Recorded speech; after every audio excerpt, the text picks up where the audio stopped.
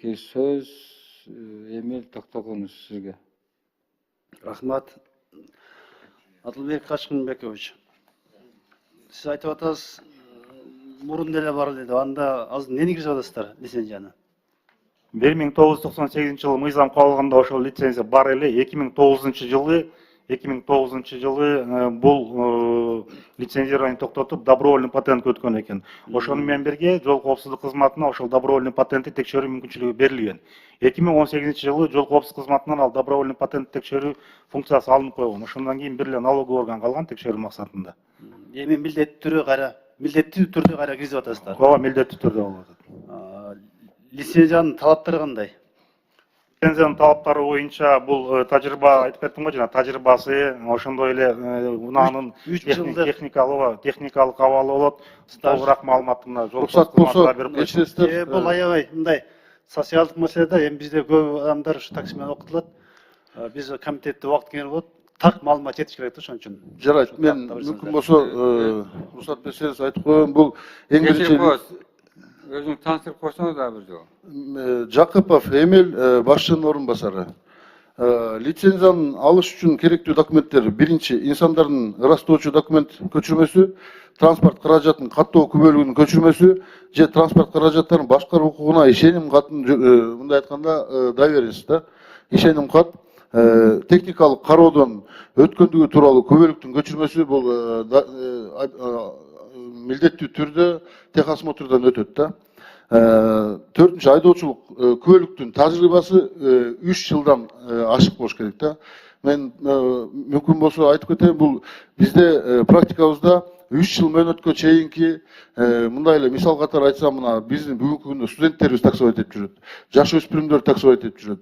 Канча деген жолбарстардын именно күнөөлүү болуп ошо жаш 3 жылга чейинкилер катталып атат да. Ким келип эле право алды, ошол барып туруп эле такси кызматына Яндекске катталат. Эч кандай ушундай бир да документ эч жерден эч ким сурабайт. Кааласа налог алат, кааласа патент алат, кааласа төлөбөйт. Бирок ушундай көрүнүштөр көп болуп атат да. Жана ташуучу жүргүнчүлөрдүн алдына жарандык жоопкерчилиги милдеттүү камсыздандыруу келишиминин көчүрмөсү, менчик укукка же оперативдүү башкаруу укукта автотранспорт каражаттарын күн сайын рейс алдында техникалык кароо жана айдоочулардын медициналык кароо үчүн өндүрүштүк техникалык базасы бар юридикалык же жеке жактар менен түзүлгөн келишимдердин көчүрмөсү, ден соолугунун абалы жөнүндө белгиленген форматтагы медициналык маалыматы жүргүнчүнүн транспорт кызматтык көрсөтүү боюнча ишкердигин жүзөгө ашырууга ыктыяр. Психикалык абалдарды Бал ошо именно могу ден соолугуна абалына жөнүндө белгилүү форматтагы бул 083 справка алат. Ал справканын ичинде ошо наркологдон, психиатрдан баардык жагынан өтүп келет да. соттолгондугу боюнча дагы. Соттолгондугу боюнча дагы биз аны дагы киргизебиз. Бул себеби дегенде өзүңөргө болгондой такси айдаган жарандар ушу зордуктогу, жанагындай кылмыштуу уурулукка ушундай учурларда көп бизде учурлар катталат. Мына ага дагы киргизебиз. Оор кесепетте соттолгон адамдардыкын. Ошол оор кылмыш кылгандарды сөз лицензия бербеш керек. Себеби ал жерде биздин бала чакалар таксисттер ар кандай кылмыштарды көрүп атабыз. Ошон үчүн ушул талаптарды катуу коюш керек. Муну мен негизи колдойм. Андан кийин мындай да, бир үйлөрдө бир машина менен 2-3 киши мындай иштешет экен да. Ушуну кандай болуп калат? Баары бирине лицензия берилеби же машина берилеби же жеке адамга берилеби? Кечиресиз, бул жеке адамга берилет, жеке адамга. Себеби дегенде машинага тиешелүү техосмотр, баардык документтер машинага тиешелүүлөрү машинага бериле берет да. Арасында адамдын өзүнүн укукту, мисалы үчүн мына лицензия алганда экөө тең алат да, бир машинага тиешелүү болсо. Азыр мына тилек каршы кырсыктар айрыкча мына трасса, чоң трассада Бишкек Торгарт жана Бишкек Ош трассасында болуп атат. Дагы кандай мындай механизмдерди кошуласыздар? Жол кырсыгын азайтуу боюнча.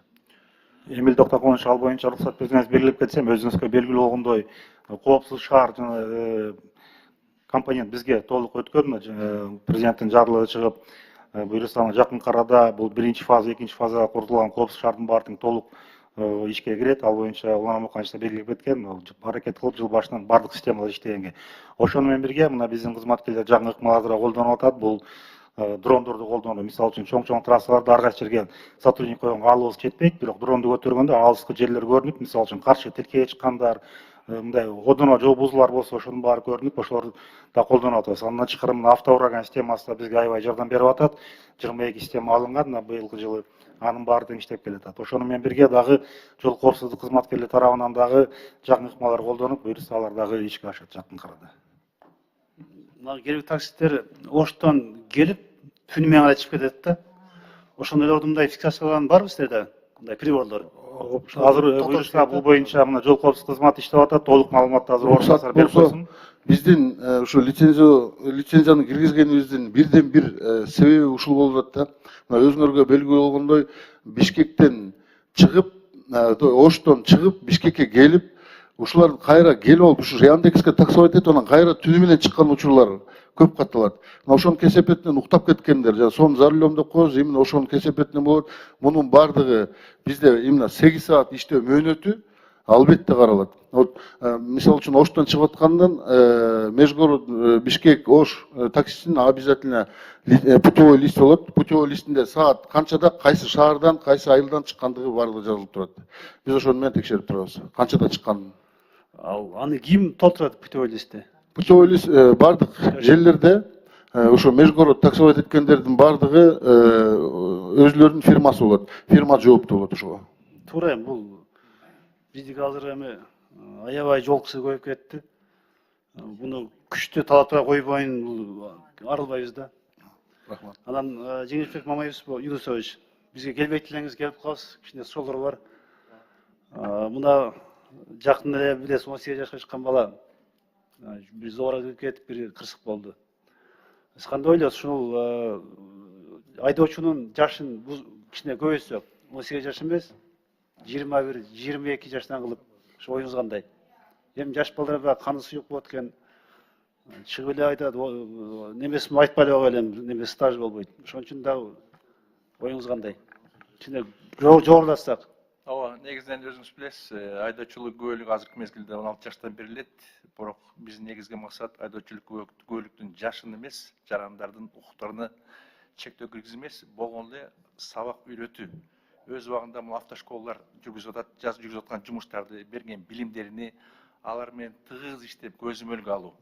Андан сырткары мына лицензиялоо мыйзамды өткөрүү максаты негизи ошол.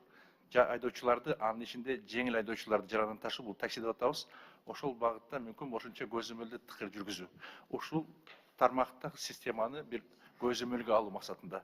Мен ойлойм, бул багыт боюнча биз айдоочулар коому бар, андан сырткары жеке ташыган жарандардын уюмдары бар, жана сөзсүз гана автошколдор бар, алар менен тыгыз жумуш алып барышыбыз керек.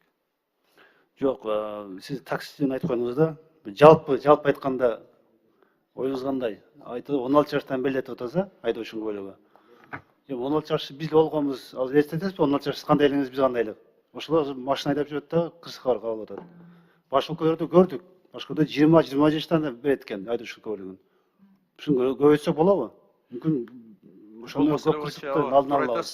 16 жаштан бери билесиз, бите союз мезгилинен бери киргизген бул мыйзам, ошол мезгилден бери 16 жаштан бери келатат. Биз деле чын айтканда мектеп окуу жайында автошкола деп койгон. Ошо 16 жашта биз деле айдоочулук күбөлүгү алганбыз. Эми ал жерде эң негизги жаш курамдыр эмес, айтып атпаймынбы, жанагы айдоочуларды даярдоо. Аларга жол коопсуздук эрежелерине өз убагында жеткирүү, экзамен, сынактар деп коебуз, жана айдоочулук күбөлүктөрдү берүүдөгү тыкыр көзөмөл жүргүзүү. Эми бул маселе боюнча дагы иштеп анализ жүргүзүп атабыз. Рахмат. Ушуга мыйзамды албетте колдойбуз. Рахмат.